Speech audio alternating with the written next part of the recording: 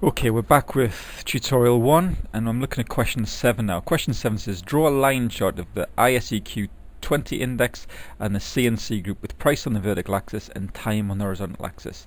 What is the problem with this chart? Does the difference in scale make this chart redundant?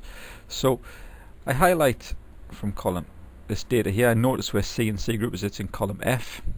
Because I'm looking at non-adjacent cell, I need to put my finger on control, then highlight the data in column F.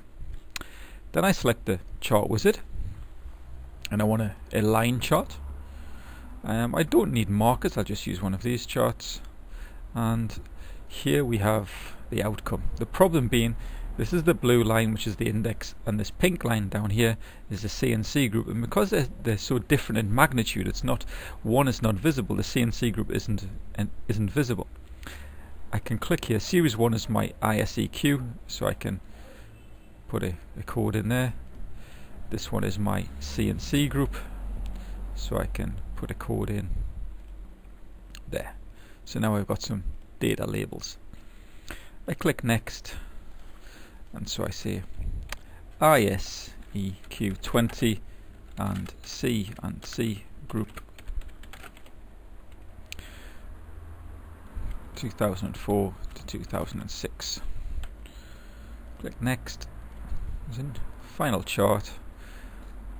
I don't like that grey area, so I right click there, format plot area, and get rid of that. That's a little bit small. I right click that, right click, change the font, increase it to say 18. I don't want grid lines, right click on there, press delete, and they disappear. Now I've got two lines, but completely waste of time because I cannot see any movements in this one here. So what I can do then is I can right click on that series, select format data series, select axis, and put it on a secondary axis.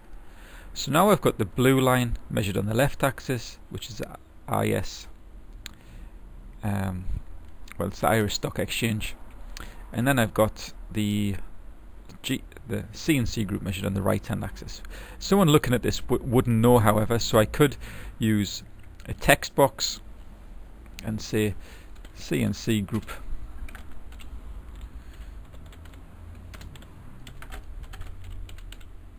right hand side. Perhaps make that font a little bit, perhaps make the font a little bit bigger.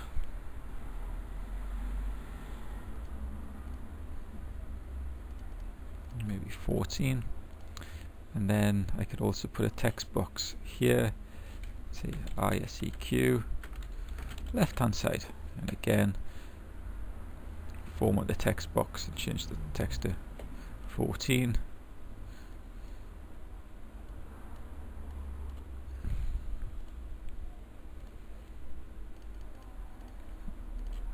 There we go. I could also use arrows to point to the line, and an arrow here to point to that line.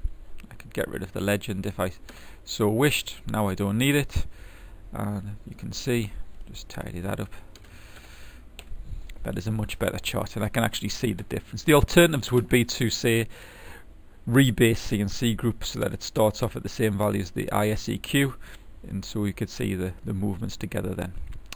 But that is a way of using two axes. So we've got the primary axis and the secondary axis to make two lines appear in the same chart, so we can see movements in each of them.